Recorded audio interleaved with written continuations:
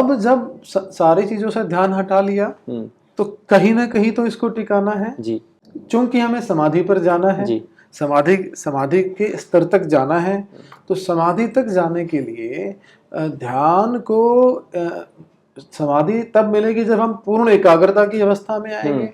एकाग्रता के लिए धारणा की जरूरत है कि किस चीज पर हम ध्यान अपना टिकाएं। तो हमारे शास्त्रों में, हमारे भारतीय दर्शन में ये बताया गया है। देखिए, धारणा के लिए 3 प्रकार के बिंदु हैं जहां हम ध्यान टिका सकते हैं। शरीर से बाहर की मूर्तियां इत्यादि हो गई या कोई भी और चीज हो गई जो हमारे शरीर से बाहर है। परंतु ध्यान का जो अर्थ है वो है बाहर से अंदर की ओर। इसलिए बाहर की किसी भी सत्ता पर जो इन आंखों के द्वारा दिखाई देती है वो तो नष्ट हो जानी है। एक महात्मा ने कहा, जो दिसे सो तो है नाही, जो है सो दिसे नाही। तो इसलिए ध्यान जो है अपने भीतर टिकाना चाहिए। अब भीतर कहाँ? हमारे शरीर में 6 चक्रों का वर्णन मिलता है योग दर्शन में। मूलाधार, स्वादिष्ठान, मणिपूरक, अनाहत, विशुद्ध और आज्ञा चक्र। अब आज्ञा चक्र मस्तक के बीच में होता है। तो अब ध्यान इसके नीचे के जो चक्र है, अब ध्यान का दूसरा जो अर्थ है वो ये है नीचे से ऊपर की तरफ आना जी। इसीलिए मुझे नहीं लगता कि ध्यान किसी को भी ध्यान जो है भ्रिकुटी से नीचे टिकाना चाहिए। हमारा जो चिंतन केंद्र है, देखिए कोई वस्तु यदि गुम हो जाती है, हम उसे ढूंढने का प्रयास करते हैं तो अनायास ही हमारा जो ध्यान है, हाथ है, वो मस्तक के बीच में आ जाता है। हम यहां से सोचते हैं। तो धारणा के लिए अपनी भ्रिकुटी पर ही हमें ध्यान करना चाहिए। या तो अंदर में दिखाई देने वाले अंधेरे पर ध्यान टिकाए। ये सिनेमा के पर्दे की तरह होता है। जैसे सिनेमा के पर्दे में पीछे से किरणें आती है तो लाइट वगैरह सारी वो सुनाई देती है, दिखाई देती है।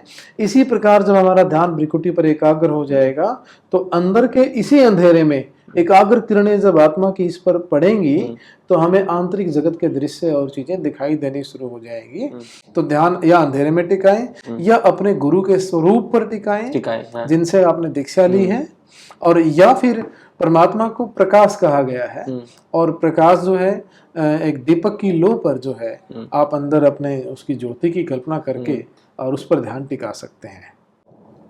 तो इसे धारणा कहते हैं। और इसी कड़ी में जो 7वां है ध्यान, उसे क्या अभिप्राय है, उसे क्या मतलब है? ध्यान से अभिप्राय है कि जब धारणा में हमारा मन हम टिकाते हैं, पर चूंकि हमारे मन को इंद्रियों के जरिए बाहर भटकने की आदत पड़ी हुई है तो बार बार ये ध्यान हट जाता है। आंखों भ्रिकुटी में से ध्यान हमारा खंडित हो जाता है। तो उस ध्यान को जब हम एक लंबा अभ्यास करते हैं, मैं अक्सर एक बात कहता हूँ, ध्यान जो है एक कला है।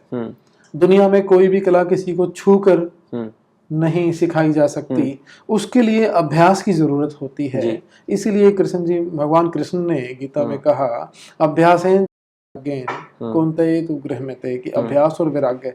तो यहाँ अभ्यास की जरूरत पड़ती है।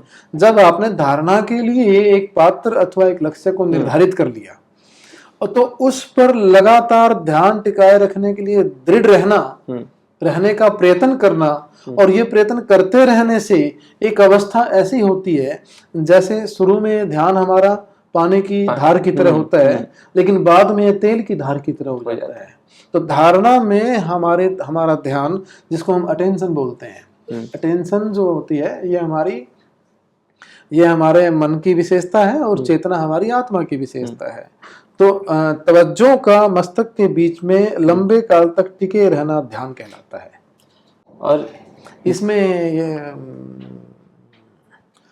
एक तमिल लिटरेचर में लिखा हुआ है कि उरुमंदाई, जब हम एक मन होकर उरु कोटिल एक बिंदु पर निलई नाटी जैसे कील ठोक देते हैं, इस तरह से ध्यान को टिका देते हैं कि वो भटक न सके कहीं पे। तेरे इंद्र, तब जो तुम चाहते हो ज्ञान मधिन ज्ञान प्रकाशतई, तब वो प्रकाशित होता है, तब इंसान को आंतरिक प्रकाश के दर्शन होते हैं। तो ध्यान जो है वो किसी एक बिंदु पर अपनी तवज्जो को लंबे समय तक टिकाए रखने में सफल हो जाने का नाम ध्यान है। और जो सबसे अंतिम है समाधि, ये कितने प्रकार की होती हैं और इसे क्या कैसे परिभाषित करेंगे आप? समाधि को मैं इस तरह परिभाषित करूंगा, इस वक्त जो हम इस संसार में जी रहे हैं, आप और हम बात कर रहे हैं, यहाँ पर तीन हस्तियां हैं, तीन चीजों की सत्ता है। एक मेरी जो मैं बोल रहा हूँ जी, जिसे जीव कहा जाएगा, एक उसकी जिसने मुझे रचा, मेरा सृष्टा जिसको ब्रह्म कहा जाएगा, और मेरे अलावा आप और बाकी साथी और बाकी सब, ये सब प्रकृति का हिस्सा है। जी, तो जीव, ब्रह्म और प्रकृति की त्रिपुटी में हम जीवित हैं इस वक्त चेतना के वर्तमान स्तर में। जब समाधि लगती है तो समाधि के दो प्रकार होते हैं, सविकल्प समाधि और निर्विकल्प समाधि। सविकल्प समाधि को संप्रज्ञात समाधि कहते हैं और निर्विकल्प समाधि को असंप्रज्ञात समाधि कहते हैं।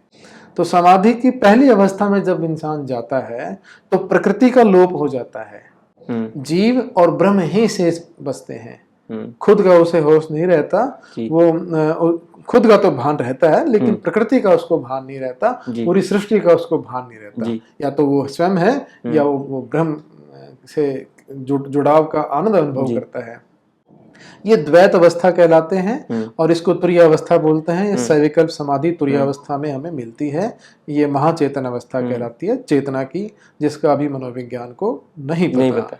अब इससे आगे निर्विकल्प समाधि में का अर्थ है कि जब जीव साधना करते करते उसके सभी विकल्प, सविकल्प माने विकल्प सहित, अब समाधि तो है लेकिन फिर भी विकल्प कुछ न कुछ मन में सूक्ष्म संस्कार बचे हुए हैं, वो और जब ध्यान की गहराई में जाएगा तो वो निर्विकल्प समाधि की अवस्था में चला जाएगा वो, और उसे निर्विकल्प समाधि कहते हैं। उसमें फिर अद्वैत की स्थिति आ जाती है, जीव और ब्रह्म दोनों गायब हो जाते हैं और केवल उस परम सत्ता का ही अस्तित्व रहता है। उसे ब्राह्मी अवस्था कहते हैं, जिसको परम चेतन अवस्था भी हम कह सकते हैं।